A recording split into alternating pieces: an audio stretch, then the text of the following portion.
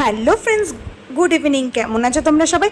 আশা করি তোমরা সবাই খুব ভালো আছো। আমিও আজকে খুব ভালো আছি। আজকে আমি খুব হ্যাপি, কারণটা হলো আজকে আমার মেয়ের রেজাল্ট আউট হয়েছে। ও যখনই পরীক্ষা দিতে যায় তখনই আমি ওকে বলি, মা তুমি পরীক্ষা যখন দিতে যাবে তুমি তোমার বেস্ট দেবে, রেজাল্ট নিয়ে তুমি চিন্তা করবে না, যা রেজাল্ট হবে হবে। কিন্তু যেদিনকে তোমার রেজাল্ট আউট হবে সেদিনকে আমরা পার্টি করব। সে আমরা ডমিনোজে গিয়ে পার্টি করি, পিৎজা পার্টি, বা ম্যাকডোনাল্ডসে গিয়ে বার্গার, যাই হোক একটা কিছু খাবো, পার্টি তো করবোই। তা আজকে মেয়ের রেজাল্ট আউট হয়েছে, তা মেয়ে যখন তার বেস্ট দিয়েছে তার জন্য তো আমাদের বাবা মা হিসেবে দায়িত্ব তার কথাটা রাখা, ওকে দেওয়া কথাটা রাখা। তা এখন আমরা পিৎজা নিয়ে নিয়েছি।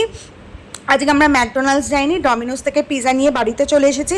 বাড়িতেই খাবো, কারণ মেয়ে ওখানে বসে খেতে না অনেকটা সময় নিয়ে নেয়। ও বাড়িতে শান্তি মতো বসে খাক, ওর অসুবিধা নেই। তা আমরা এখন এসি চালিয়ে বেডরুমেই বসে গেছি। যেহেতু চিকেন পিৎজা, তাই জন্য আমরা খাটের ওপর বসবো না, নিচেই বসেছি। সঙ্গে রয়েছে পেপসি।